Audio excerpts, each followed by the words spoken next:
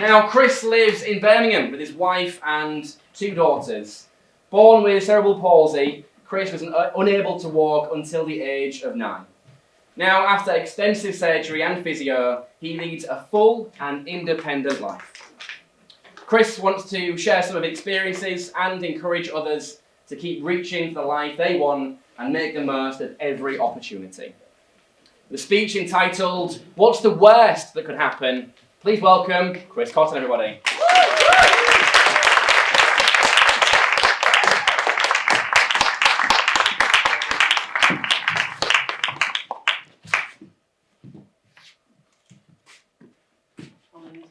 Very much. Round of applause, please.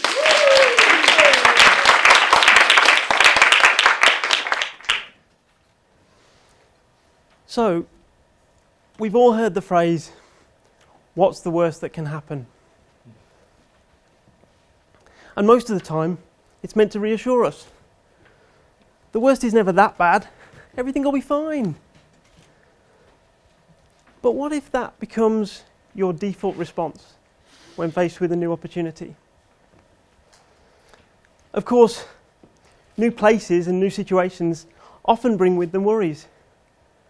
How will I get there? I won't know anyone. I'm not good in social situations. And for me, growing up with cerebral palsy meant that some planning was necessary.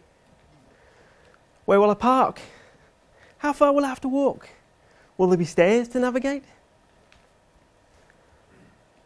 The problem is that when you've been thinking like this for so long, you stop even noticing the bad habit. I could go from idea to catastrophe in 60 seconds flat and find 1,001 reasons not to take an opportunity. This dawned on me a couple of years ago when my wife and I had the opportunity to go and watch our daughter dance. And true to form, as soon as I found out the venue, I was straight on Google Maps, looking at Street View, trying to find the nearest parking. And oh no, shock horror, this venue, no parking. I was frantically scanning the map. And there was a little bit of on-street parking, but that was bound to be gone by the time we got there. And the nearest parking would be miles away. And it's definitely going to be chucking it down with rain. And I was getting more and more worked up. And I started to take it out on those around me. And before I knew it, the joy of going to see our daughter dance had evaporated before we'd even left the house. A few days later, I remembered a conversation that I'd had with my brother about how he had taken up meditation in the face of stress at work. Now, at the time, I was extremely dismissive, imagining all the cliches, sitting cross-legged, making om noises, trying to find inner peace. But now, as I sat there in that moment, I decided I'd got nothing to lose. This isn't the story of overnight success. For me, meditation was tough.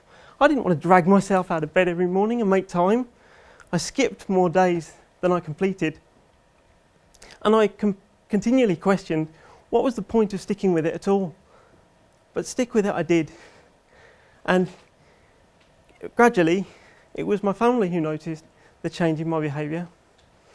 I was less on edge, less snappy with the children. But perhaps most importantly, I became able to notice when the onset of the tension and the anxiety of those situations first kicked in. So, when faced with a new opportunity, perhaps instead of asking ourselves, what's the worst that can happen? Maybe we should ask ourselves, what's the best that might happen if I just give it a go? I'd like to leave you with a quote from Tony Robbins, who said, "Stop worrying about what could go wrong and start getting excited about what could go right." Thank you.